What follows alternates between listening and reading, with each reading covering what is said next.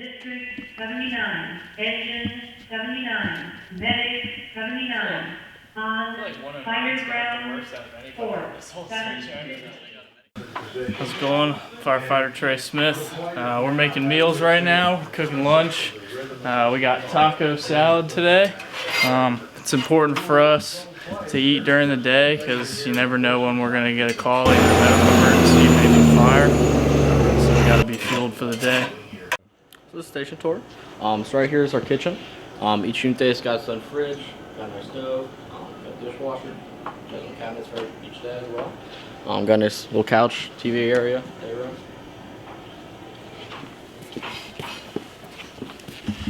Down here, got some lockers and some bathrooms.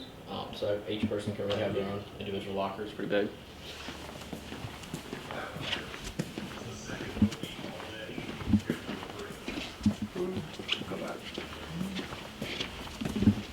Here you have your lieutenant's office and your captain's office.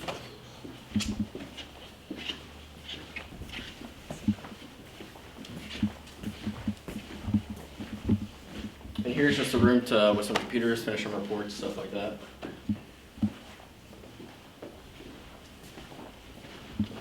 And then here's our conference room.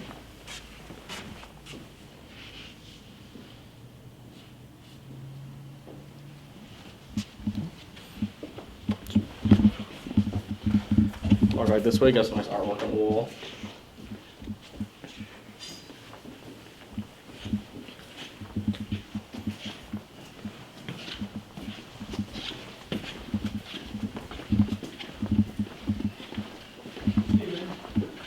This hallway is all of our bunk rooms. They're all individual rooms, which is pretty nice. They're all identical, but we have about 6 here.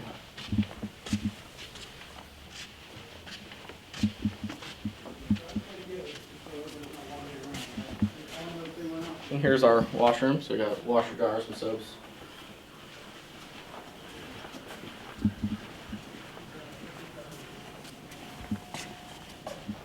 And here's our gym. Obviously, it's not complete yet, still waiting on a few parts, but it's like the workout area.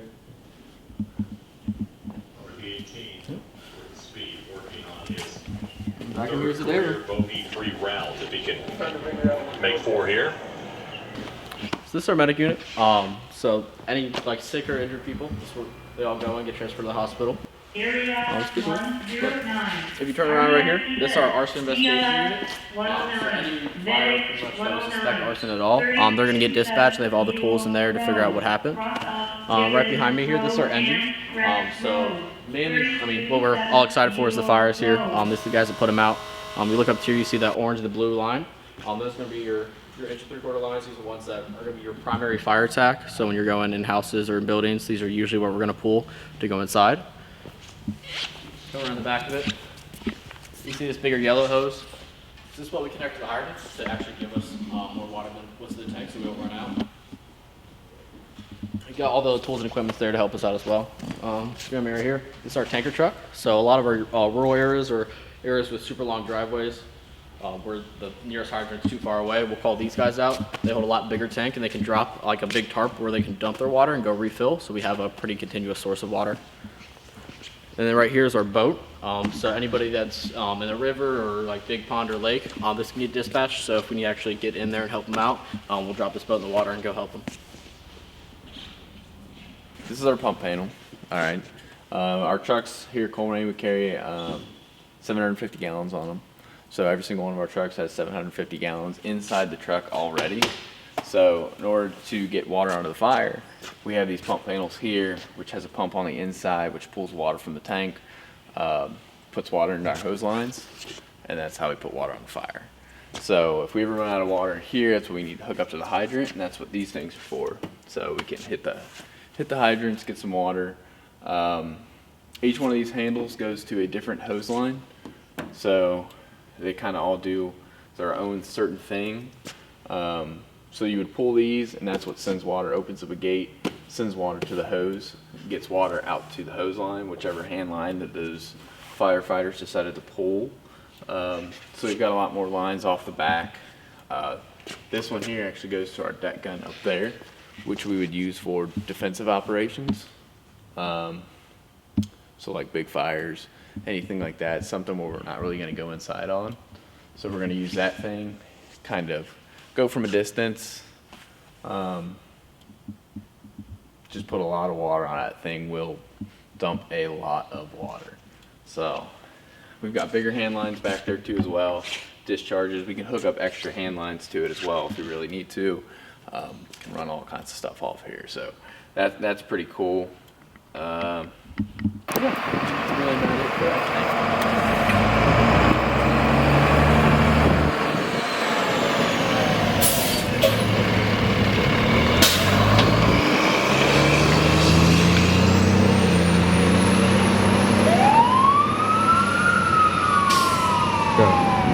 So this is our main bay. This is station 79. This is our ladder truck here. This is Quint 79. It's actually a pumper and a ladder truck smashed together, so that's why we call it a Quint instead of a regular ladder truck. So these two spots that are empty, both of our ambulances are gone. The last one just went out of run. So as they come back into quarters, now we have two other ambulances at the other fire station, which is up by the Goody Shop, up by Hamilton and Springdale. So there's two other ambulances that are just like the ones that are here. So even if we had a call down here, somebody from here could first respond into this area. We only have one firefighter back and a captain right now. Around this side here is our rescue truck. So our rescue truck got into a wreck, so this is an older truck, but we've kind of piecemeal one of our older trucks to be kind of our rescue truck. So this truck carries our jaws of life. We cut the tools open. It's kind of our toolbox truck. So the reason why it's a darker red, I call it Dr. Pepper red, is because it used to be part of the New Burlington Fire Department, which was the old station that's up at Springdale and Hamilton. So in here is just, that's the jaws of life, so that's how we spread and cut the metal in case you get trapped inside your vehicle. So that's the main purpose of this vehicle anyways. The car that's supposed to be here is a chase car. It looks just like some of these other cars, but all we have in it is an extra paramedic. So we run a paramedic and an EMT in the ambulance, and then the extra paramedic rides in the chase car, which is called ALS 79. We have the same chase car at the other station called ALS 75. So this is our regular pumper or engine. We have a twin of it up at the other station as well. And the other station also has a Quint. The other thing that's missing that's usually right here is our boat. It's actually out being trained right now. So our boat because we cover Winton Woods Lake, and believe it or not, it's bigger than, it's the largest body of water outside the Ohio River, is Winton Woods Lake. So that's why we carry a boat. These two vehicles are kind of significant. The farthest one, that is our drone vehicle. We'll let you get up a closer shot. But in here is, and this unit gets deployed a lot now for missing children. Sometimes we do help the police. In here this is the TV screen where the drone operators, this is their remote that they run off of. And we actually will, if we have a big fire, they'll come and assist us with fires or missing children or anything else. So this is our drone unit. Just to give you an idea, here's one of the drones in here.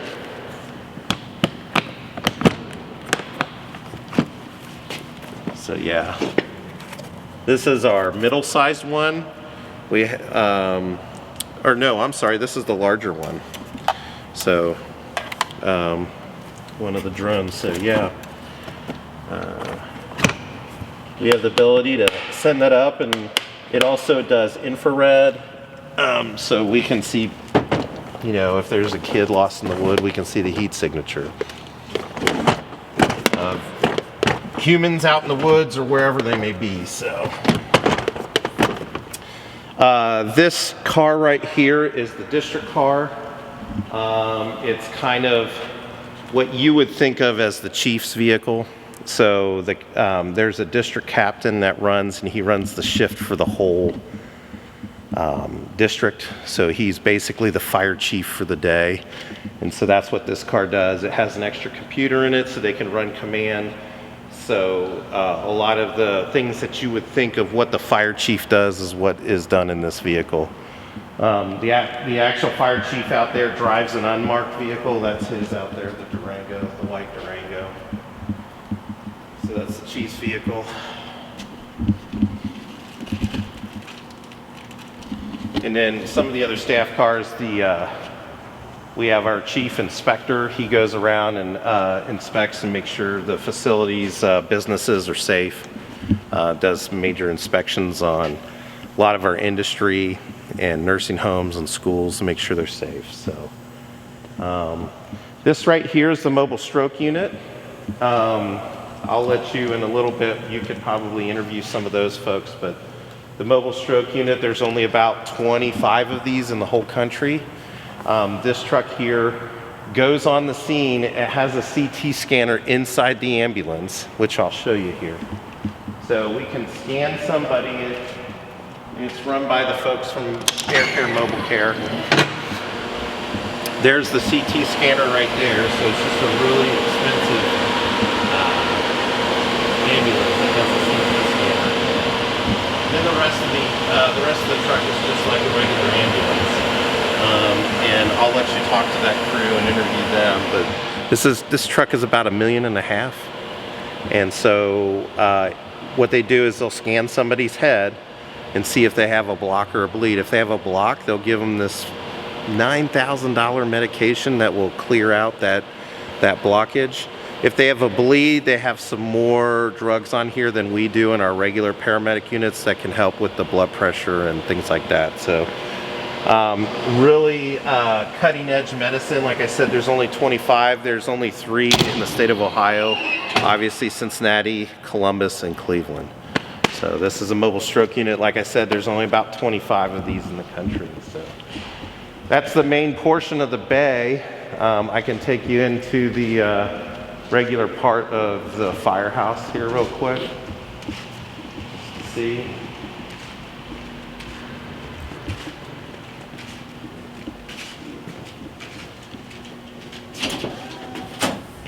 So it's kind of funny. We call this our radio room for a number of reasons. One is it has all of our regular radios and charging systems for our radios.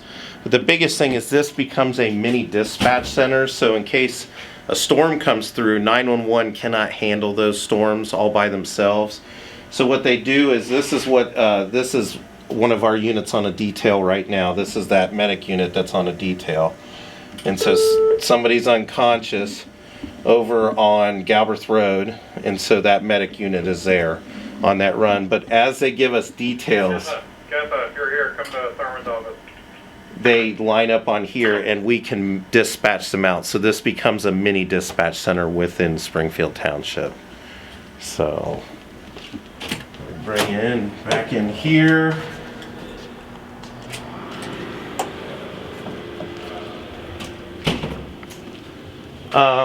We call this a firehouse for a reason because we do live here. So we have domestic washer and dryer.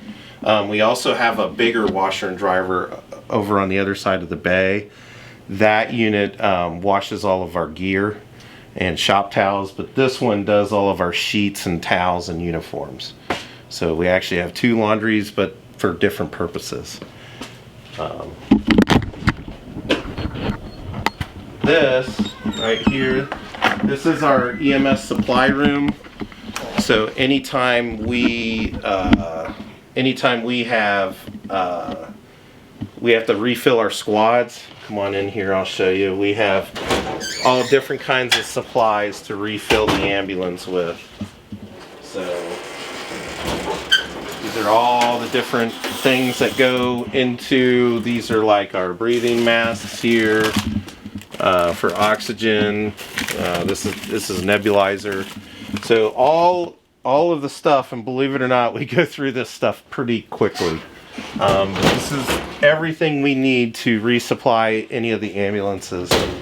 And we're pretty busy. We're the third busiest in the county, so we've had, at least 10 runs already today. So, pretty busy.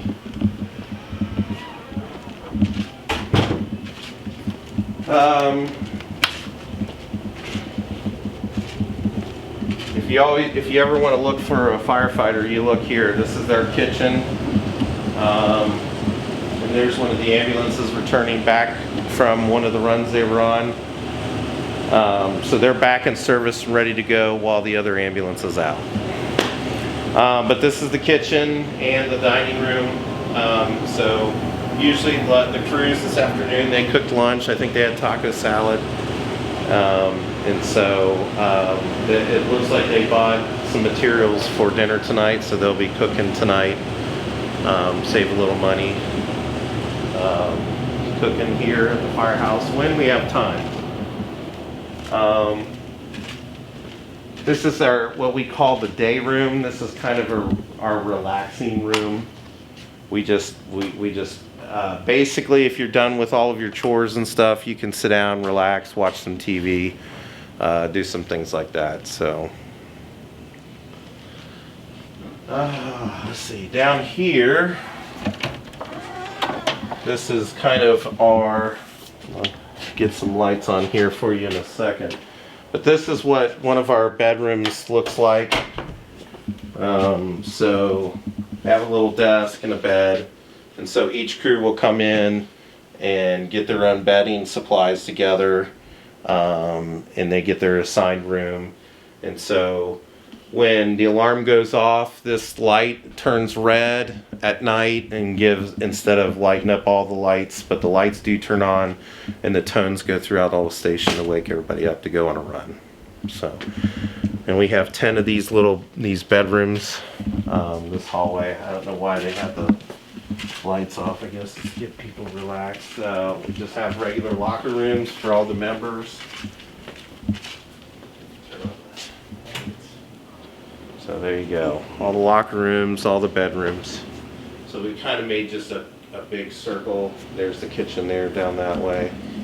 Then we have restrooms on the left-hand side and shower rooms on the right. So obviously you get a little dirty when you fight fires. So a lot of us have to change after we've had a fire. We will try to get those carcinogens off of us as quickly as possible. So we'll bring you through the administrative offices. Here's us getting a run. So you can see the red light here. 79 Alpha 3, 6 Purchase, Medic 279, 684 Bridle Path, cross off. So that's another run. So that ambulance that just came in, that went available, it's going back out. 684 Bridle. So we'll come on out here. So they would get up out of their bunk rooms at night, wake up, you heard the tones, somebody's sick on a particular street. There's the dispatch right there on the computer. It kind of shows where the house is and it gives us the directions. And you can see it's somebody that's just not able to walk right now. So they obviously have different issues going on. This is just showing these are the guys getting ready to go on that run. So like I said, this is the B unit. We have an A unit. And that A unit is already on a run. This truck is going on the next run. They're trying to coordinate who's going where because we've got guys in different meetings and so forth trying to figure that out. All right, thanks. We'll be taking off here shortly. Let's come on over here. We can go.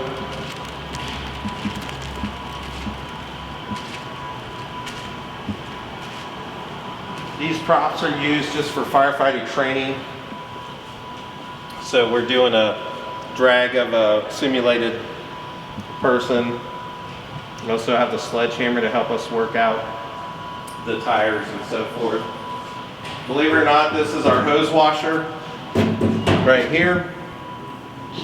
You put the hose in here, wash it out, and we bring it out here and hang it up in the hose tower. and then we let that hose dry for a little bit. So here's the ambulance. They're finally, the crew's ready. They're heading out.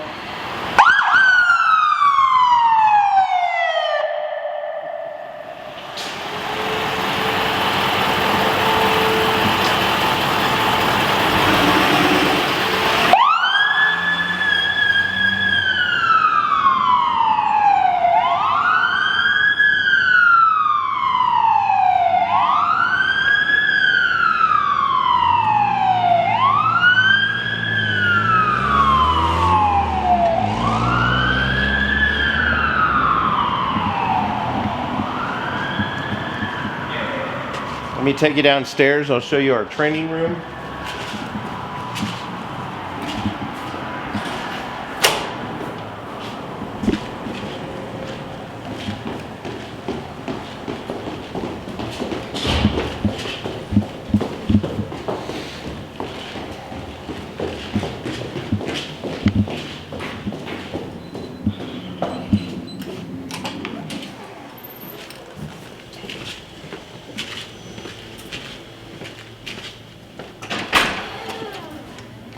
So in here, this is our training room.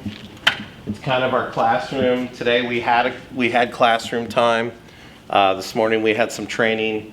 And we also had an officers meeting. So whenever there's a big meeting or any kind of class we need to take, we obviously have this big, nice board to do classes off of.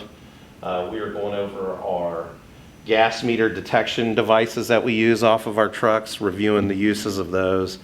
So this is kind of our classroom. We're down here a lot in the mornings, usually training, cover topics, and if we're not doing something upstairs with the fire trucks or the ambulance, we're down here learning the craft. So, yep, this is kind of like our little classroom down here. We do have over here, we do have our workout facility, so if the guys are, if they have any downtime, if they're caught up with their classroom trainings, anything they got to get done, reports, everything is finished, they're more than welcome to come down here and work out on their own. So it's really good facility. We have an elliptical, obviously trainer, we've got a rower, treadmill, and then regular weights, free weights, and then all the little stations here. So a little bit of everything so everybody can get done what they need to get done down here for training. That pretty much covers the station tour. So you're missing out. All the guys keep leaving out on runs. I told you we were busy. Keep having a lot of runs. So we're fortunate this station was built in 2004. She's been built for the time so we can expand. It's been kind of nice because we've already kind of filled it in already, not only with trucks but with personnel. And so that's pretty much it for the station tour. Do you want to do any camera work with the MSU, the stroke guys? Do you want to talk to them? Okay. Let's see.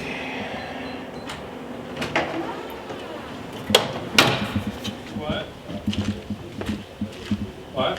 I work on the mobile stroke unit for UC Health.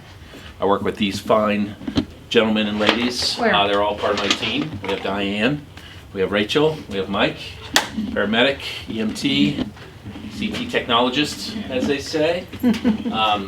We all form a team that goes out and goes after one pretty specific diagnosis of stroke, which is unique to the country. We're one of 23, so that's kind of what I love about my job, is changing outcomes for patients who are having acute strokes or medical emergencies. I've done it for about 30 years in various levels, from EMT to paramedic to nurse, so it's been kind of something that I've done my entire life. So that's the thing that I like the most about my job currently as an RN, but also as a retired fireman. So all one thing led to another, and this is where I am now for until I guess I'm too old to do it.